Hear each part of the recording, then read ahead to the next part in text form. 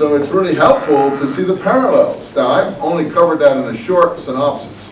If you want to take a further course on that, my student Ron DeBay does a course on Christian origins, which he basically goes through the Paul and James position from having worked with me very heavily on it. Or if you want to read the book I wrote on the whole topic, James, the Brother of Jesus, which is out in Penguin paperback, which is probably lays it all out for you. And the book that Al is helping me on now is the follow-up to that book, which is going to be called the New Testament Code, the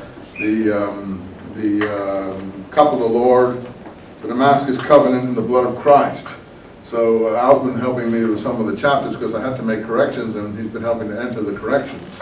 And a lot of other people have been helping me. So if any volunteers who want to try to help enter the corrections, we're way behind on entering the corrections because as quickly as I make them, someone has to enter them. Isn't that right, Al? And I've got 3 chapters left, and my deadline was 3 months ago. So we're hoping that we can survive the publishers coming down on us with a ton of bricks. I already put off publication for a whole year on this. 1,000 pages?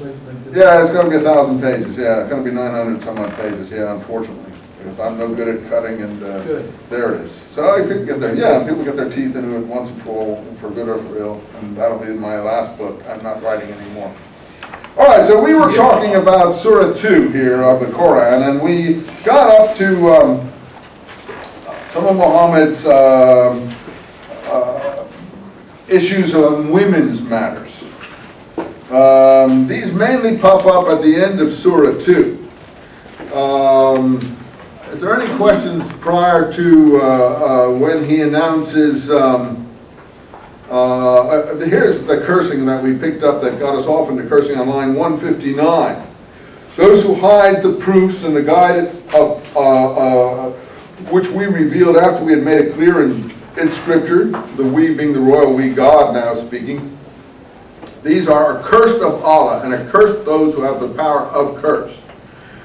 And accursed of those who have the power to curse. So he uses cursing twice, just like Paul did in Galatians. That's what I was telling you. He's cursing the people with a different view than his own, just like Paul did in Galatians. And I said, Paul repeats it twice. Okay, in case you didn't understand, Paul said, anyone teaches a different gospel of my own, he's to be accursed. Even if it's an angel, he's to be accursed. So basically, it's strange that he picks up the same point there. Anyway, in 163, as we showed you, he does give the first pillar of Islam. Your God is one, there is no God save me, the beneficent, the merciful. So that's the Shahada, basically, and a slightly different form of that's what it is. Some dietary laws in 168, which we discussed, and I told you that those were, I'll show you 173, since I've got my New Testament here with me now. A student gave me this New Testament back in 1973. And because it was so useful, you see, it had Greek, and it had the Greek on one side and the English on the other. I've been using it ever since, and have all my notes in it, and it's all falling to pieces here, as you can see. But it's so valuable to me because I've marked a lot of the sections. I don't want to tell you the secrets of the trade over years and years of work. But it was a student in one of these classes said, "Professor, I don't want this anymore. You want it?" I said, "Yeah, sure, I'll take it." And it's been really good because when there's a problem I have with the translation, I go and look at the Greek and I can figure out what the Greek said pretty easily, which is what's good for an interlinear. This has been invaluable to me because I put all my notes in it so I can find something quick for you. So, for instance, here in Acts 15 at the so-called Jerusalem Council, triggered supposedly because at the beginning of 15 in Acts, certain ones came down from Judea, the son that he's always worried about, who in Galatians he identifies as the son from James, who is the leader in Jerusalem. Unlike what we normally think Peter is the leader of the early church, but he isn't. James is the leader of the early church, and Paul makes that quite clear in Galatians 2. So the son come down from Judea, and here's what they're teaching. Unless you are circumcised according to the custom of Moses, you cannot be saved.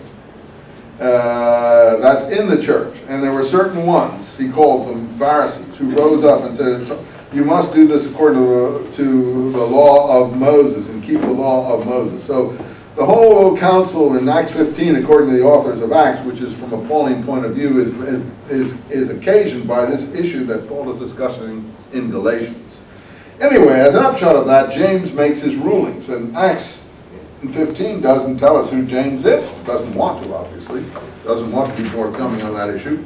So, oh, we know who James is. James is the brother of John. No, James is not the brother of John, because Acts has already eliminated James, the brother of John, around chapter 8 or 9. He was beheaded with the sword. So 5 chapters later, we're back with a James who